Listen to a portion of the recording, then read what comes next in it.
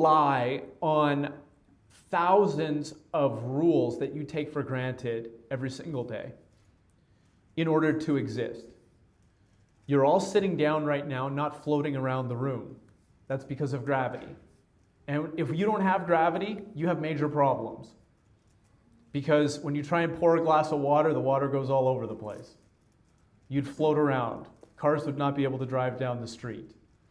You would have no traction if you run to catch your dog before he runs into traffic, right? You would not have any ability to move around in a normal way that you understand, and yet gravity is something we don't think about. One day, when Isaac Newton was sitting in the garden underneath an apple tree, he watched an apple fall to the ground. He had been thinking about gravity for some time, and realized that there must be a force pulling the apple toward the center of the earth. Newton thought to himself, why should that apple always descend perpendicularly to the ground? Why should it not go sideways or upwards, but constantly to the earth's center?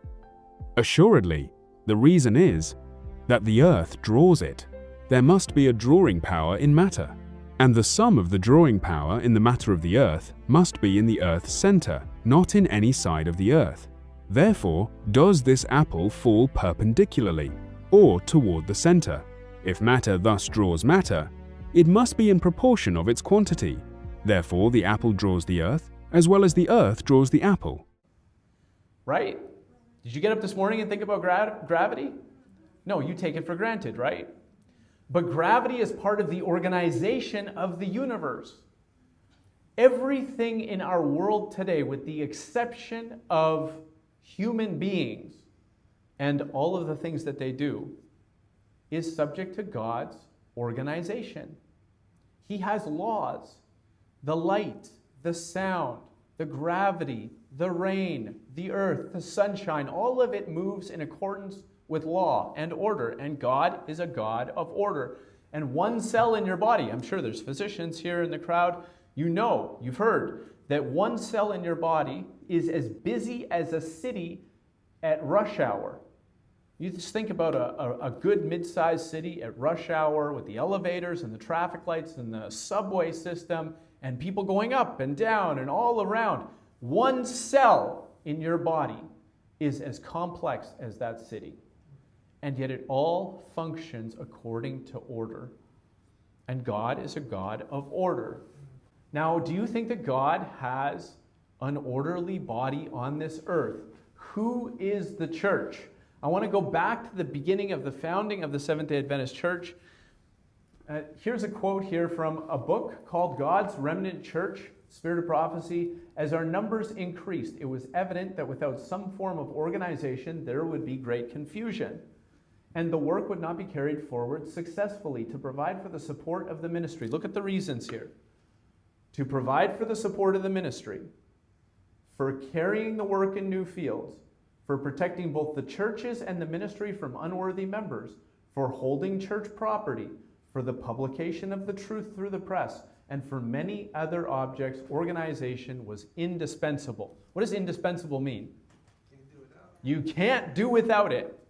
When this church was getting going, there were people, and they're talking about, do we want organization or not? These are people who came out from all of the various churches: Baptists, Methodists, Episcopalians, Pentecostals, Church of God, all of these different churches. And they're coming out of it and they're saying, do we want organization or not?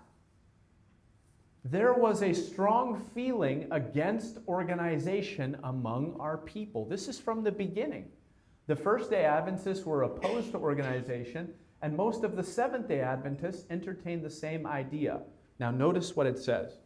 It says, we sought the Lord with earnest prayer that we might understand His will, and light was given by His Spirit that there must be order and thorough discipline in the church, that organization was essential.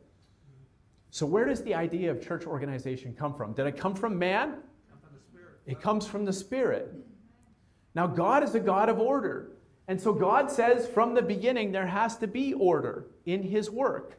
And so this idea is being promoted these days by people. We don't have to mention their names. You know who they are.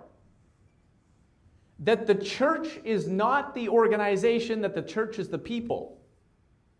That the storehouse is not the church anymore, it's just wherever you want to send it.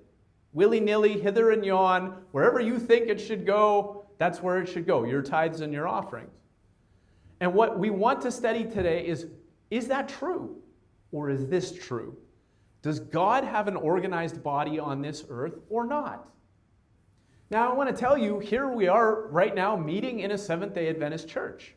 And the church is a blessing, right?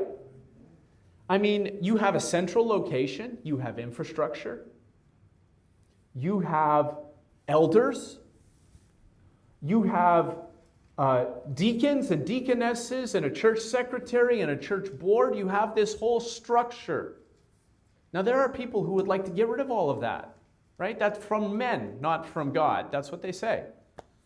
But that system of organization is integral to the functioning of the body. God doesn't work in a system of disorder. And so for the functioning of the ministry and the functioning of the mission of this church, you have this system in place so that the church can carry out its function, its war in this earth. And all of that was organized by God.